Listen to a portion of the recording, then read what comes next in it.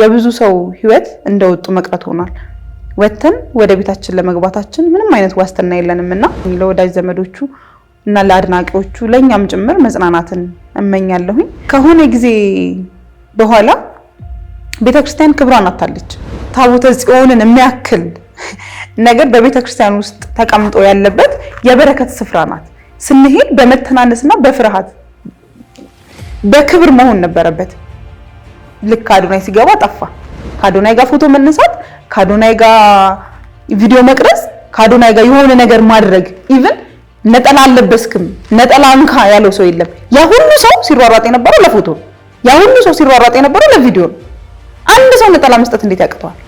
ከተቀረጸ ባይለቀቅ እንደው አዶናይ ቤተክርስቲያን ሄዶ አመሰገነ፣ ጽዮን ማርያምን ሄዶ አመሰገነ የሚል አንድ ፎቶ ይበቃናል። ቤተክርስቲያን በእነ አዶናይ አይነት ሰዎች አይገለጽም። አሁን በሱሪ የምትገባ ሴት ቤተክርስቲያን ውስጥ ብርቅ አይደለም። አባትም አይቶ ሰጠ ነው የሚለው። ቤተክርስቲያን ወደ ቀደመ ክብሯ መመለስ አለባት። የአርሲ ወጣቶች ሲጨፈጨፉ ምን አይነት ፋይል ነው የወጣው? መንግስት ምን እያለ ነው? ምን እያደረገ ነው? ለምንድን ነው በዚህ ልክ ጸጥ የተባለው? በፊት ላይ ኦርቶዶክስ መሆን በቃ አንገታችንን ቀና አድርገን እኔ ክርስቲያን ነኝ እኔ ኦርቶዶክስ ነኝ ብዬ የምኮራበት ሃይማኖት ነበር። አሁን እፈራለሁ። መጨፍጨፋችንን እንደዋዛ ፈዛዛ የሚያየው ከሆነ ነገ እቺ ሃይማኖት ለመቀጠሏ ምንም ዋስትና የለም። ነገ ኦርቶዶክስ ነበረች እንጂ አለች አትሆንም። የክርስቶስ ሰላም ለሀገራችን ቸርነቱ ለሕዝባችን ይሁን። እንደምሰንብታችኋል። ይህ ደረጀ ዘወይንዬ ሚዲያ ነው። በሚዲያችን ሀገራዊ፣ ታሪካዊ፣ ሃይማኖታዊ፣ ባህላዊ፣ ወቅታዊ ጉዳዮችና ሌሎችም ይቀርባሉ። አብራችሁን በመሆናችሁ ታተርፋላችሁ። ለሌሎች በማካፈል ቤተሰባዊነትን ያጠናክሩ። መልካም ቆይታ ይሁንላችሁ። ሰላም ጤና ይስጥልኝ ውድ የመምህር ደረጀ ዘወይንዬ ቤተሰቦቻችን እንደምን አላችሁ? ዛሬም እንደተለመደው እንግዲህ በአዲስ ርዕሰ ጉዳይ በአዲስ ርዕስ እዚህ ስቱዲዮ ተገኝተናል። የዛሬ ርዕሰ ጉዳያችን ሁለት ናቸው። እነዚህ ርዕሰ ጉዳያችን የኮሜዲያን ወንዶሰን የቀብር ስነ ስርዓት የትና እንዴት ይካሄዳል የሚለውንና ሌላው ደግሞ እዚህ ሶሻል ሚዲያ ላይ መነጋገሪያ ሆኖ ሲዘዋወር የነበረው የአዋርድ ተሸላሚው የአዶናይ ጉዳይ ነው። አዶናይንና ቤተክርስቲያንን ማህበረሰባችን ወዴት አቅጣጫ እየሄደ ነው የሚለውን የምናነሳ ይሆናል። በመጀመሪያ የወንድማችን የኮሜዲያን ወንዶሰን የቀብር ስነ ስርዓት የትና እንዴት ይካሄዳል የሚለውን የምናነሳ ይሆናል። የኮሜዲያን ወንዶሰን የቀብር ስነ ስርዓት በቅድስት ሥላሴ ካቴድራል በህዳር 25 2018 ዓ.ም የሚካሄድ ይሆናል። እንግዲህ ለምን ይህን ያህል ጊዜ እንደቆየ የምናውቀው ምንም አይነት መረጃ የለንም። አስክሬኑ እንግዲህ በሚኒሊክ ሆስፒታል እንደሚገኝ ተገልጿል። በሚኒሊክ ሆስፒታል የተገኘበትን ምክንያት እርግጠኛ አይደለንም። የሱን ጓደኞች ቤተሰቦች አግኝተን ለማናገር ሞክረን ነበረ፣ ግን ምንም አይነት ምላሽ አላገኘንም።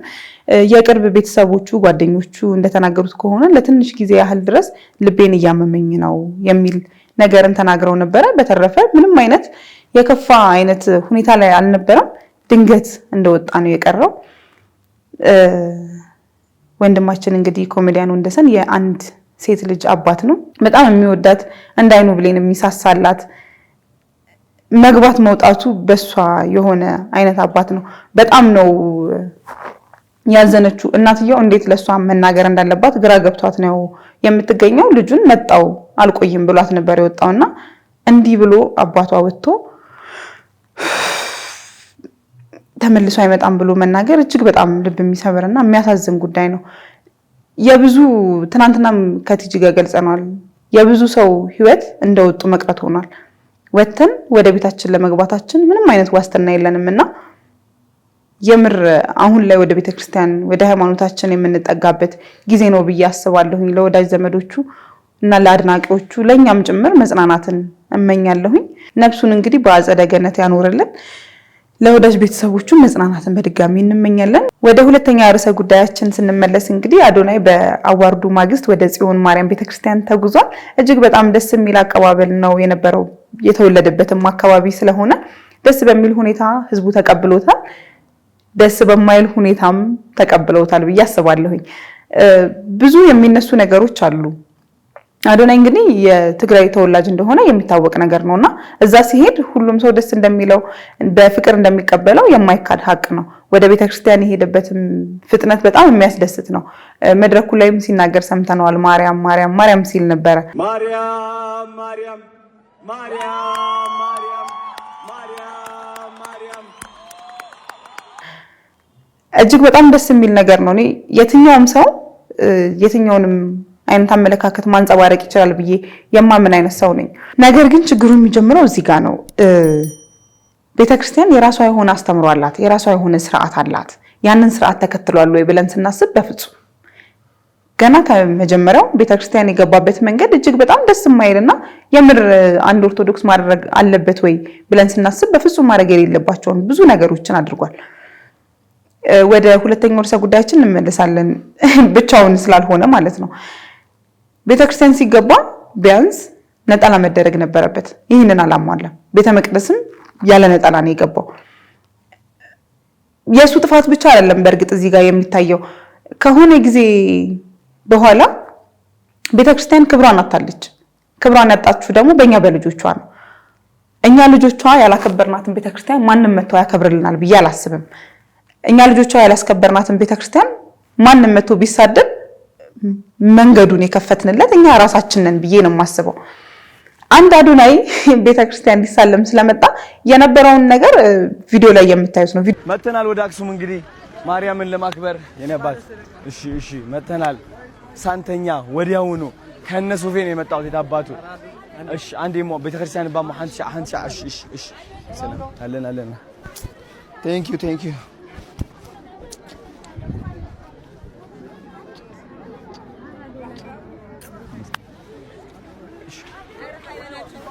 እሺ ቴንክ ዩ እሺ ደሞ አንቺ ክጽልይ አንቺ ከመስግን አንዴ ላመስግን አንዴ እሺ አንዴ ሃይ ሰላም አንዴ እሺ አንዴ መጻፍ የምታዩት ነገር ነው። ቤተክርስቲያን መሆኑን እስክንዘነጋ ድረስ ማለት ነው። አንድ ሴሌብሪቲ ስለመጣ ከሱ ጋር ፎቶ መነሳት እንጂ ያለንበትን የረገጥንበትን ቦታ ክብሩን እያሳነስን መሆኑን ምንም ነው ያልገባን። ጽዮን ማርያም ቤተክርስቲያን እጅግ በጣም ታሪክ ያላትና ታቦተ ጽዮንን የሚያክል ነገር በቤተክርስቲያን ውስጥ ተቀምጦ ያለበት የበረከት ስፍራ ናት። ስንሄድ በመተናነስና በፍርሃት በክብር መሆን ነበረበት። ልክ አዶናይ ሲገባ ጠፋ። እያንዳንዱ ነገር ጠፍቶ ከአዶናይ ጋር ፎቶ መነሳት፣ ከአዶናይ ጋር ቪዲዮ መቅረጽ፣ ከአዶናይ ጋር የሆነ ነገር ማድረግ፣ ኢቭን ነጠላ አለበስክም ነጠላ እንካ ያለው ሰው የለም። ያ ሁሉ ሰው ሲሯሯጥ የነበረው ለፎቶ፣ ያ ሁሉ ሰው ሲሯሯጥ የነበረው ለቪዲዮ። አንድ ሰው ነጠላ መስጠት እንዴት ያቅተዋል? እሺ እሱ ሄደ፣ ገባ፣ ተሳሳተ።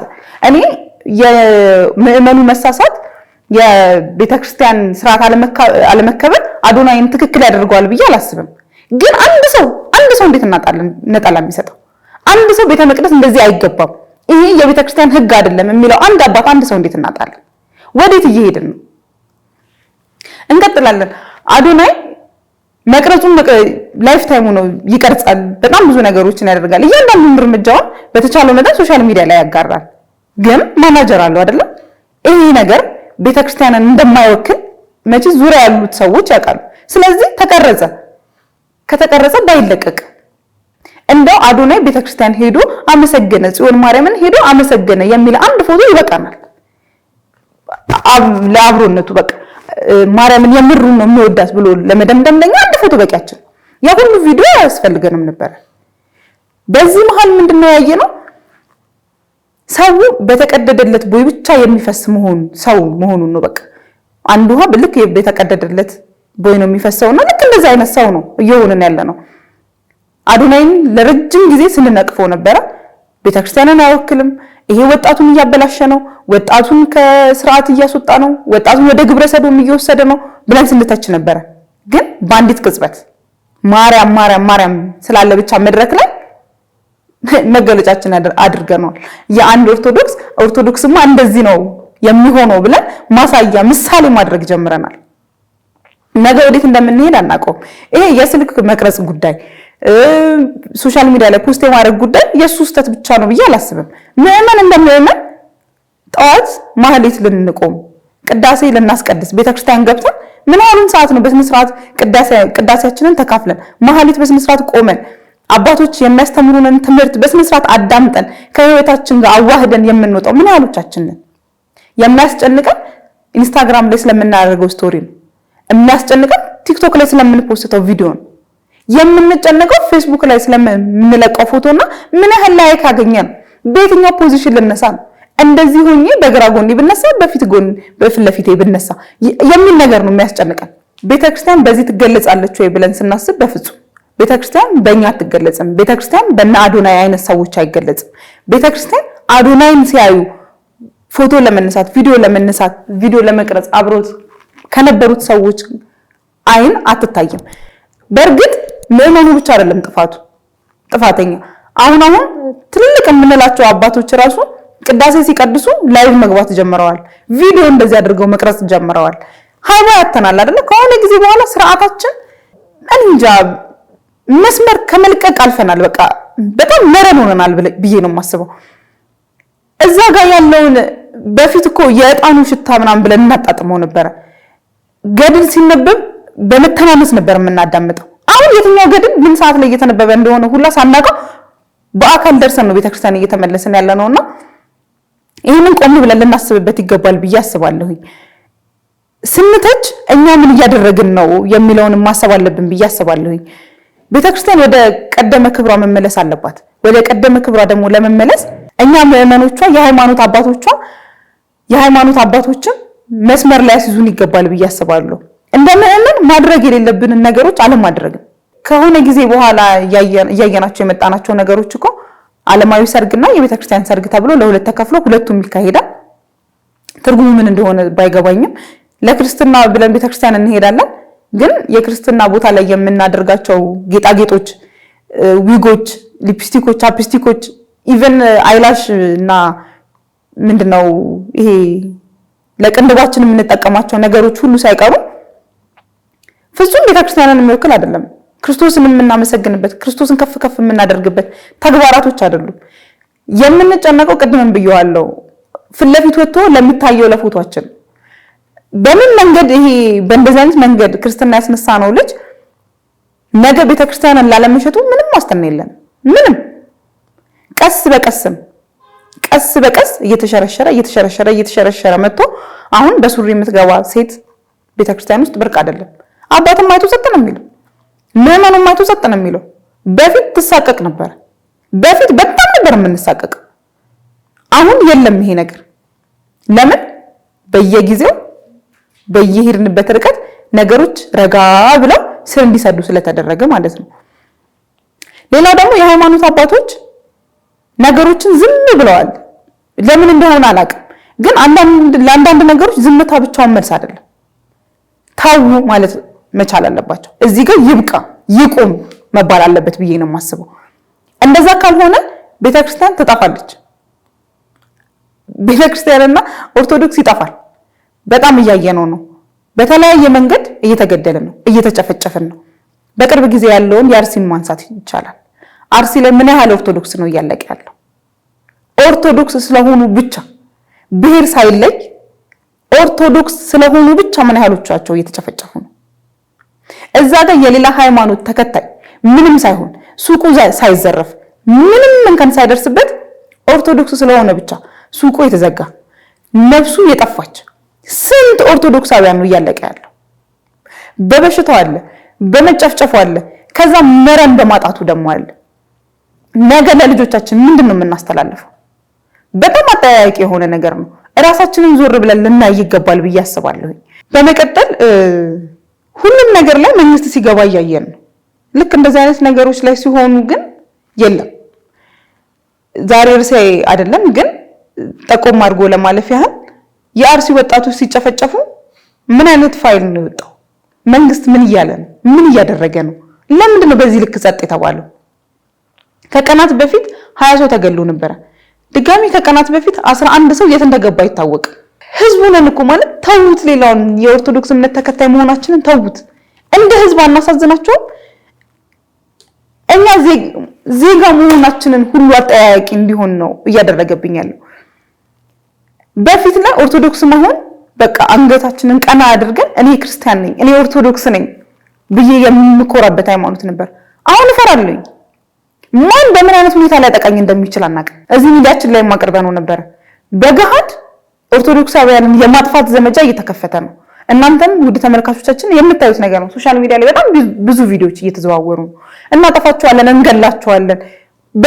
በበጀት እየተገደልን ያለን ምዕመኑ ጸጥ የሚሉ ከሆነ የቤተክርስቲያን አባቶች ጸጥ የሚሉ ከሆነ መንግስት ለምንሰጠው ለምንጠይቀው ጥያቄ መልስ የማይሰጠን ከሆነ መጨፍጨፋችንን እንደዋዛ ፈዛዛ የሚያየው ከሆነ ነገ እቺ ሃይማኖት ለመቀጠሏ ምንም ዋስትና የለም።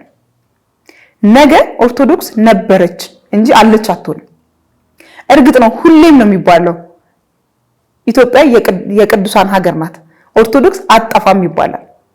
ግን በእንደዚህ አይነት ሁኔታ ከቀጠለ አትጠራጠሩ ትጠፋለች። ባጠፋ እንኳን አንገታችንን ደፍተን ነው የምንኖረው።